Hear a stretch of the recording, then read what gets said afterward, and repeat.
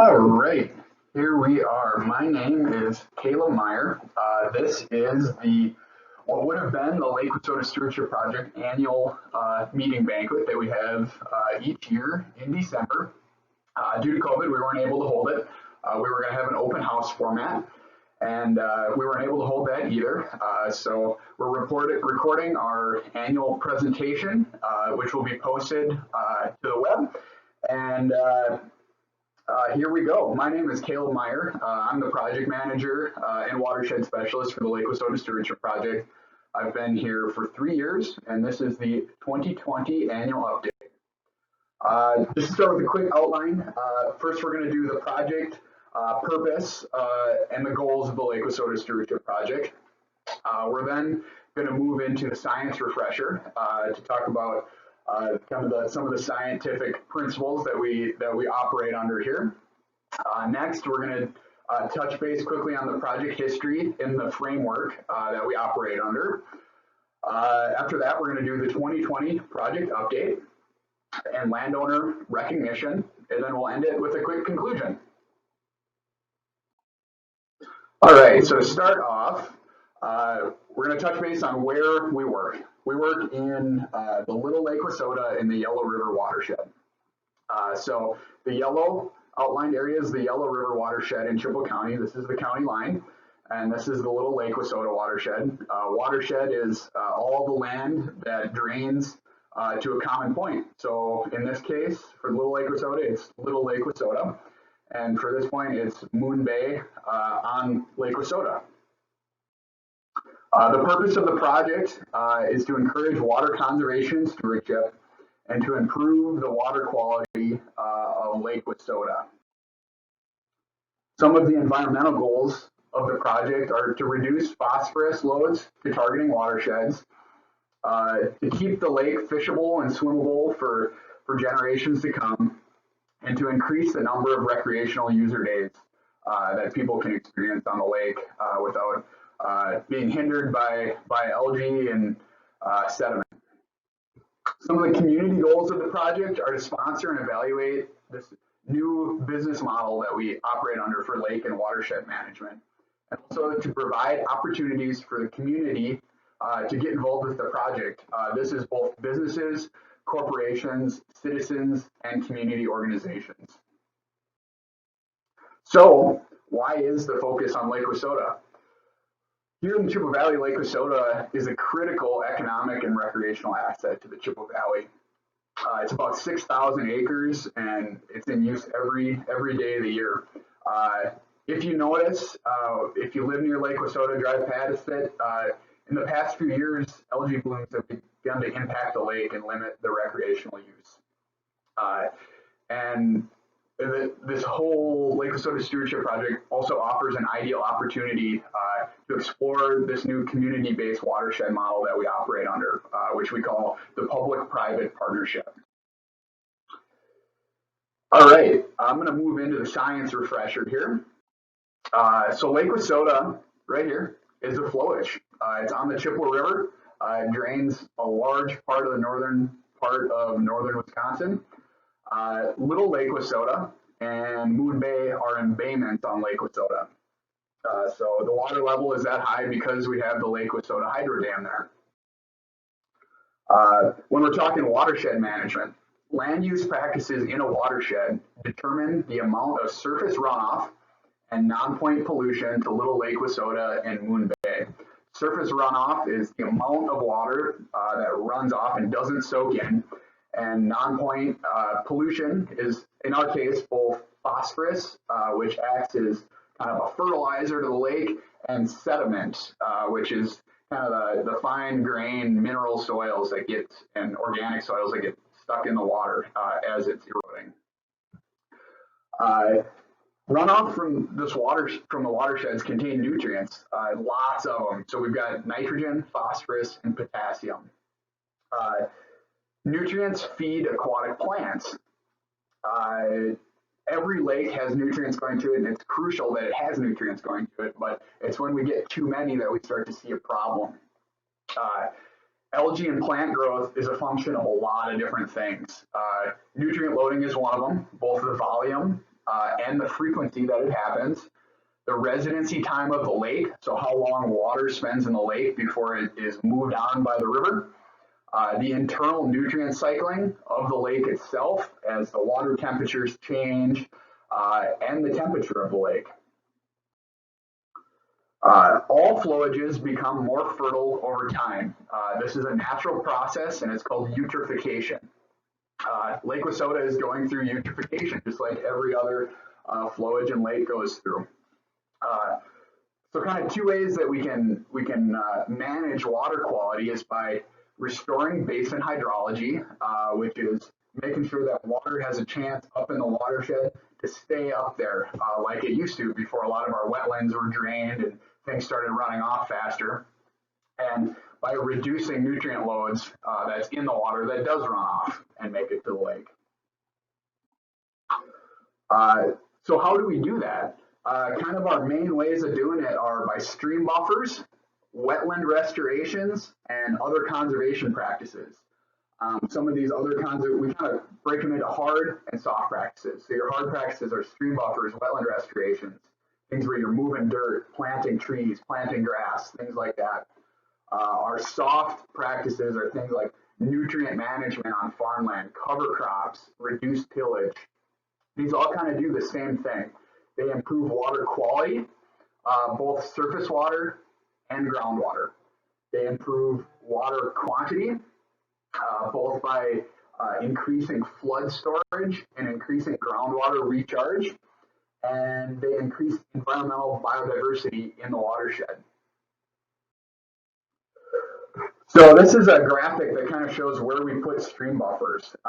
So when you think of a way a watershed works, we have little streams far up, and as they get closer and closer down to the bottom, they get bigger and bigger. Think of the Yellow River up where it comes into Chippewa County versus where it dumps into Lake Wissota. It's a lot bigger at Lake Wissota. So if you think of the amount of land that's treated, these stream buffers act as filters. So if we put them up in these higher parts of the watershed, you're filtering more water before it gets into the main stem of the channel and is delivered to Lake Wissota. The way that these wetland restorations and sediment or riparian buffers are set up is you have, whether this be a creek or a waterway that frequently carries water or a wetland, we plant grass and trees along the edges, and what this does is it slows the waterway down, makes sure that sediment can settle out and stay in the watershed, and then the nutrients are sucked up by those plants as they use them to grow, which keeps the nutrients up in the watershed. This is an example of a project that was put in about, I think it was about 10 years ago. It was right at the beginning of the stewardship project. This is the Kremenauer wetland restoration. It's just south of Little Lake Wissota. So what you can see here is this used to be kind of a really wet spot in a field. It might have been drained historically over time, and there was crops being planted in it. This is an aerial photo from after it was installed. We put a small berm in right here. What this does is it holds water and slowly releases it down into the creek cleaner than it was. Some of the benefits of projects like this can be huge. So something like the Kremenauer project captures 100% of the runoff and nutrients from a 2-inch rainfall within a 100-acre watershed. So that's a lot of water. Per year, it's going to infiltrate 3.9 acre feet. And when you calculate that out, that's 1.3 million gallons per year that will be infiltrated into our groundwater supply due to a project, just one project like this. It permanently reduces phosphorus load by 10 pounds per year, and it permanently reduces algae and plant growth in Lake Wissota by 5,000 pounds per year every single year. So these really add up over time. All right, I'm going to step back here and go back into the Lake Wissota Stewardship Project history. Actually, before it was the Lake Wissota Stewardship Project, it was called the Little Lake Wissota Stewardship Project. It started in late 2009, early 2010. Jacob Leinenkugel Brewing Company partnered with the Chippewa County Department of Land Conservation and Forest Management to start a pilot project. The purpose was to improve water quality, to organize community efforts, and to serve as a long-term bridge to implementation and maintenance efforts for water quality on Lake Wissota. Some of the core project participants, a lot of them are still the same this day. Jacob Leinenkugel Brewing Company, the Chippewa County Land Conservation and Forest Management Department, the Lake Wissota Improvement and Protection Association, many area businesses, corporations, and the Community Foundation of Chippewa County, Boy Scouts of America, here at the Chippewa Valley Council, Wisconsin DNR, Wisconsin DADCAP, University Extension, USDA, all have been huge partners in this right from the beginning. So how did the Little Lake Wissota Stewardship Project start? They completed a project design and a framework. This included an activity schedule, a work plan for every year, a budget, and accounting for every dollar that went in and went out, and a management and oversight body in the form of a board. They developed sponsorship agreements. This was between Jacob Leinenkugel Brewing Company, Chippewa County, and the Chippewa County Community Foundation. What these did is they defined the roles and responsibilities, and they encouraged expanded partnerships over time and allowed for those changes to happen as they needed to. They also established performance measures. They developed a framework for community giving through the Chippewa County Community Foundation through a 501c3 nonprofit. They secured public and private money, both through grants and donations.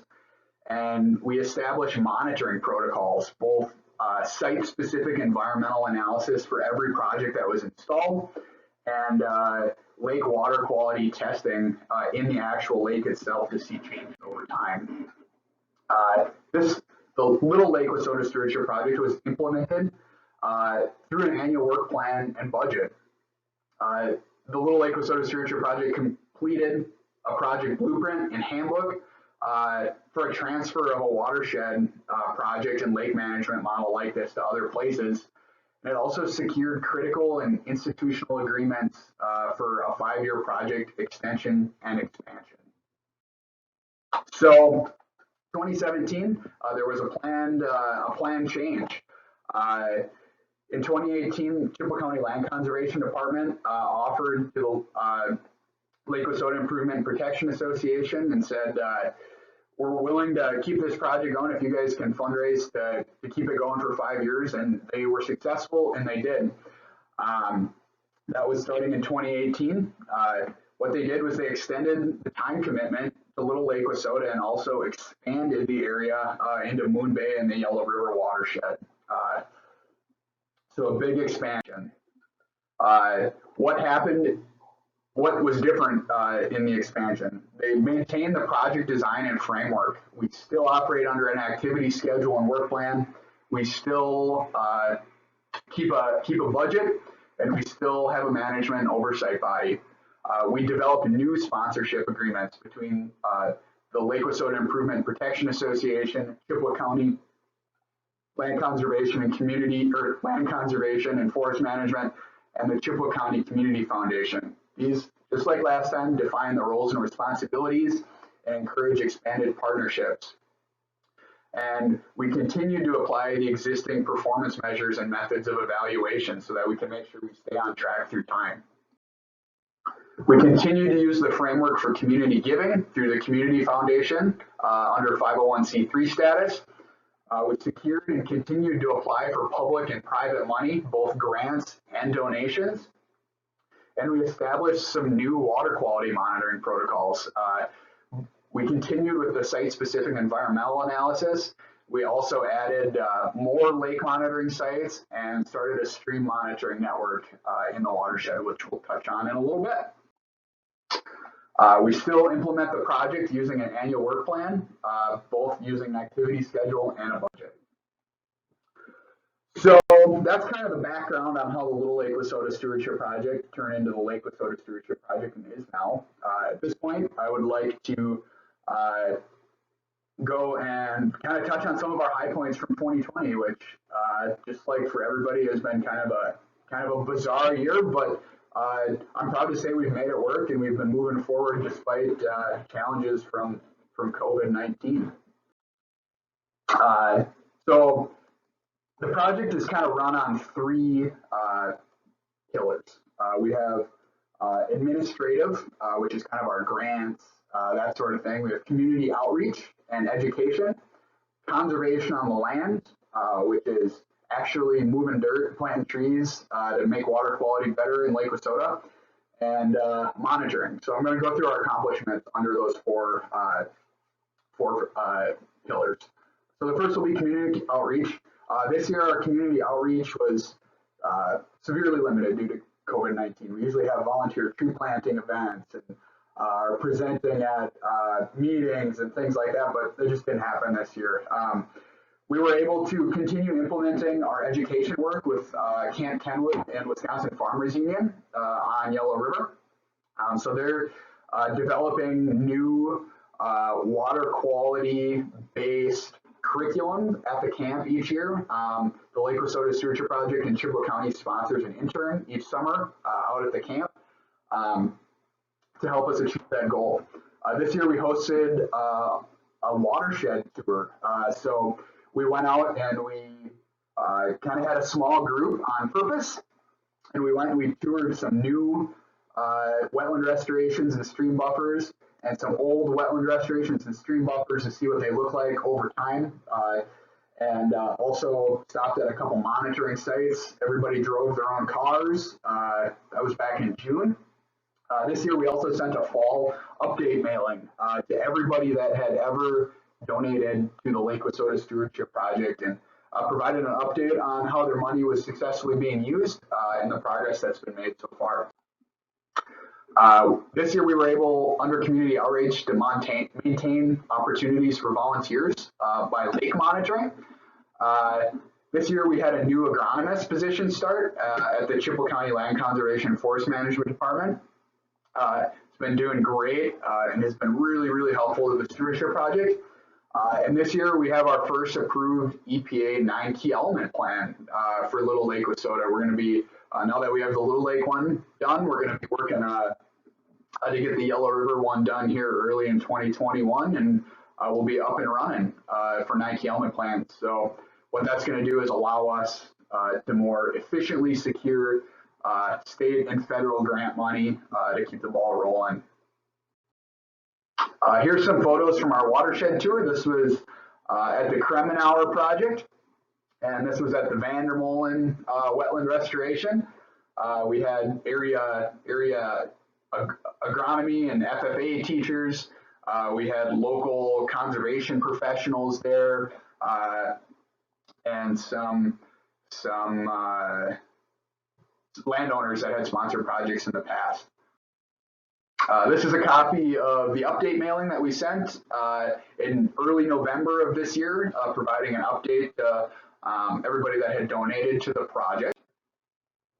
And this is a photo, screenshot actually, of the front of the Little Lake Wissota 9 key element watershed plan. It's about 100 pages. It can be found on the Chippewa County Land Conservation and Forest Management website. Kind of outlines the who, what, where, when, why, how of how we're going to get the watershed cleaned up over time. Moving into conservation on the land, this is the pillar where we're working with landowners and excavators and tree planters to actually improve water quality in the watershed. In 2020, we continued to expand the project scope into the Yellow River. We're getting more and more projects on the ground up there, and we were able to, through the pandemic, and maintain project implementation momentum through the year. So this is, I see my video on the lower right-hand corner is kind of blocking it. So these are the projects that were kind of in the queue this year. So down here we've got the Little Lake Wissota watershed. Up here we've got the Yellow River watershed. This is the Vandermolen project. It was installed this spring. It's a wetland restoration in the Yellow River watershed. This is the Gunderson riparian buffer. It's right along Highway 27. in the Yellow River watershed. This is the Panzer riparian buffer, also right along Highway 27. This is the Olson riparian buffer, also coincidentally right along Highway 27. This is the Geets wetland restoration. This is up in the Yellow River watershed. It's going to be installed in 2021. This is the Quosick riparian buffer in the Little Lake Wissota watershed. It's going to be installed in 2021 in the spring. This is the Cyberling project. It's going to be a wetland restoration and stream buffer. A rather large one we're going to work on getting that contracted this winter and hopefully installed this coming year. And this is the Space project, although I guess you can't see it, technical difficulties, but about a 16-acre stream buffer right along the Yellow River, up in the Yellow River watershed. So it's been a successful year for conservation on the land implementation. Under resource monitoring, some of our 2020 highlights have been under the DNR Citizen Lake Monitoring Network. This year, we were able to maintain our agreement with the Boy Scouts to have them monitor Little Lake Wissota. We have a different troop from the area monitor each year, and this year it was a troop out of Chippewa Falls. This year, we were able to maintain lake resident monitoring on Big Lake Wissota using the DNR Citizen Lake Monitoring Network. We were able to continue our DNR in-basin stream sample monitoring program. We have 13 stream monitoring stations where there's monthly grab samples taken. Usually we'd have volunteers do it, but with COVID this year, DNR staff were able to cover it and do it safely. And we were able to continue our dock monitoring program where lake residents can report what's going on the lake, and we take a look at it later in the year. This is our Lake Wissota monitoring locations through the DNR Citizen Lake Monitoring Network. So we have 3 in the Little Lake Wissota embayment, one on Frederick Stilson Creek, one out in the middle, and one right where Paint Creek dumps into Little Lake Wissota. We've got 2 out in the Big Lake. Then we've got we've got 4, one at the mouth of Moon Bay, and then one in each bay in Moon Bay. So we've got 9 lake monitoring stations on the lake. Stepping back to the Boy Scout project commitment, the Boy Scouts have been a part of the project for the last 10 years. Each year, it's involved youth and provided an opportunity for volunteerism every year. It's enabled us to expand the scope of community involvement through the citizen science monitoring model, and it's improved the scope and frequency of lake monitoring in the watershed so that we can see change over time. This is a excerpt from the National Boy Scout Chief's blog regarding the Lake Wissota Stewardship Project lake monitoring program. He says it's in all of our best interest to engage in programs like this to help keep our air, water, and soil clean for future generations. That's been Scouting's legacy for more than 100 years. So cool little tip of the hat there towards the Stewardship Project. These are our lake monitoring results from 2020. So you can see here, there's some that are not posted on the DNR website yet, so I just posted them at 1. These are Secchi depths. So you can see in this, it's kind of inverted. So if you can see your Secchi depth at 2 feet, it's not as good as being able to see it at 5. So it's basically measuring water clarity. So you can see in May, after the spring runoff and flushes, you know, all of them were kind of low and they kind of trend upwards, being able to see farther down into the water. And then we get into August here, and there may be some couple big rain events, and there were kind of flushed everything out, and there were Secchi readings were really high, so that's good. These are our stream monitoring sites in the watershed. We've got 5 down here in the Little Lake Wissota watershed, and 7 up here. This is 2. There's 1 right back here. Up in the Yellow River watershed. So there's monthly grab samples taken, tested for total phosphorus, which is nutrients in the water. These are the results from the 2020 grab samples taken by DNR. So you can see 0.1 is the phosphorus standard for streams in Wisconsin. So you can see after large spring rain, a lot of them were higher. They kind of dipped down here in the summer. Got a couple of high points. We put in rain precipitation frequency and amount in here, just so it kind of provides some context. So this is the third year that DNR has been doing that, and we're starting to be able to see some trends year to year, and it'll be a good baseline to see over time how water quality is changing in the watershed. This is the data from our end of dock program, where lake residents are able to comment on water quality on a weekly basis. So perception ratings can be kind of counterintuitive. A perception rating of 1 is really good. You can see down here the water's beautiful, could not be any better. Perception rating of 5 is swimming and aesthetic enjoyment are severely limited. So you can see in May the water quality people were rating it as pretty good. You get into June, might not be as good. Then we had a dry spell where there wasn't much water moving through the system. Summer was really warm. There might have been some runoff events in here providing nutrients to the system, and things got pretty green. So that's the dock monitoring average perception ratings for the summer. This year we were also able to do increased monitoring for blue-green algae potential. We had a lot of people reporting back to us on what they were seeing on the lake. We also secured a USGS stream gauge to be installed in 2021 in the Yellow River watershed. So more to come on that, but that's going to provide us with a daily record of discharge from the Yellow River watershed and really help us refine our our modeling efforts over time. I just wanted to include some photos of blue-green algae. This is on Big Lake Wissota in 2017. These were some algae blooms in 2018. This one is in 2018, taken from the air as well by Tebow Studios. This one was taken by Tebow Studios as well. This is sediment looking up into the Moon Bay on Lake Wissota. And this is at Camp Kenwood, a photo that was taken this year of an algae bloom while there's ice on the lake. So that was a little bit unique. But another type of monitoring we do in the watershed is we call it land-based monitoring.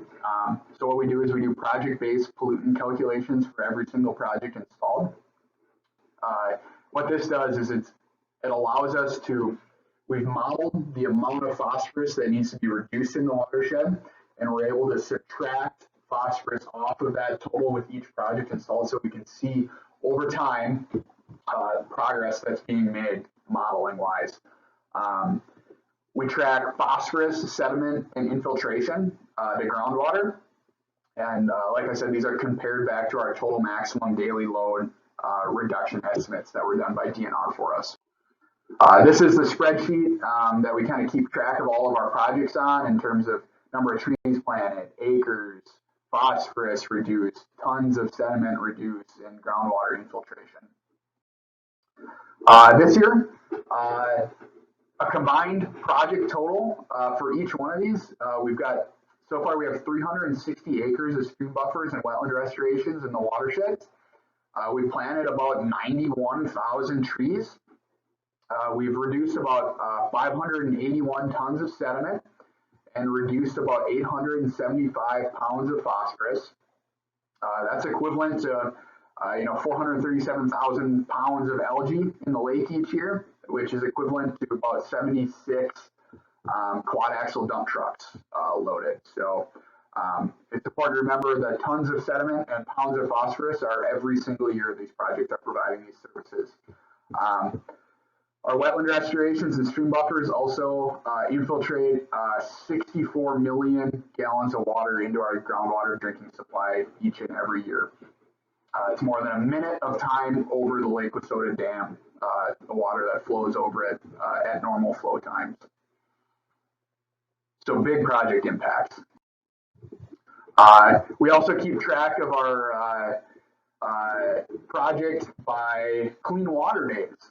So it was calculated early on that there's about 30 days every year where water quality severely limits recreational time on Lake Wissota. So we're working on driving out the green. Up to this day, we have about 13. We've achieved about 13 clean water days off of that 30. So we're getting closer to our goal over time. This is a snapshot of our project budget and accounting format that we use. We have our 5-year project budget set up. This is reviewed by the Chippewa County Land Conservation Forest Management accountants. So that's kind of how we keep track of the budget in terms of project monitoring. Now I'd like to move into our landowner recognition for the Lake Wissota Stewardship Project. And usually we have plaques printed that we'd be giving our landowners a thank you certificate, but we can't be doing that in person, so these landowners will all receive their certificates via the mail. I'd like to thank the Gundersons, the Vandermolens, the Olsons, the Petersons, the Panzers, the Spaeths, the Danielsons, the Kwosiks, the Klesowitzes, and the Geets family for volunteering to improve water quality, water quantity, and wildlife habitat in your neighborhoods. Like I said, those project participants will be getting their certificates mailed to them. Another thing I'd like to do is touch base on the progress that the Lake Association has made on putting buffers on the lake shores. So they work with the Wisconsin Healthy Lakes grants to provide funding for riparian buffers on Lake Wissota itself. These are some photos taken of the different practices, buffers on the lake, rain gardens, clean water diversions that are being installed by residents on the lake shores. I'd like to thank those Wisconsin Healthy Lakes grant recipients for 2020. That would be Bill Giese, Dawn and Rod Koplitz, Karen Honeycutt, and Sean Peterson. Then Mary and Bill Brunstead. Thank you for the commitment you've made to water quality on Lake Wissota. I'd like to thank, as we're wrapping up here, all of the Lake Wissota Stewardship Project partners that we communicate with and work with over the year. That's the Lake Wissota Improvement and Protection Association, the Chippewa County Land Conservation and Forest Management Department, the Chippewa County Community Foundation, the Wisconsin DNR, the Boy Scouts of America, USDA, both the Natural Resources Conservation Service and the Farm Service Agency. I'd like to thank the United States Fish and Wildlife Service, a new partner for us, Wisconsin Farmers Union, all of the stream, lake, and dock volunteers and community members, and all of the individuals and businesses that have donated to the Lake Wissota Stewardship Project. You're all making a difference. Thank you. In conclusion, the Lake Wissota Stewardship Project is a case example of this public-private watershed business model that we've been able to stitch together over the last 10 years. We've learned that this project is transferable between sponsors and is expandable to other watersheds, so it works. We've learned that we're well positioned to pursue new goals and objectives, and the success of the project, we've learned, depends on community support. We've also learned that the project is well positioned to pursue goals and objectives over the coming years as resources become available to us. Some of the support that's needed is direct financial support, monetary, for community outreach, conservation on the land, and monitoring. All these things cost money, and any help we can get is greatly appreciated. Also, donated services and materials, tree planting work, excavation, data and web management, volunteers. We can put anybody to work that's willing to help. And also promotional support. As we move into 2021, we're going to look into featured marketing, websites, social media, things like that. So, like I said, any help we can get is greatly appreciated. Just want to provide a sincere thanks to the Lake Wissota Improvement and Protection Association and all community supporters for the generous support. Thank you for a successful 2020, and we look forward to doing it again in 2021. Thank you. Happy New Year.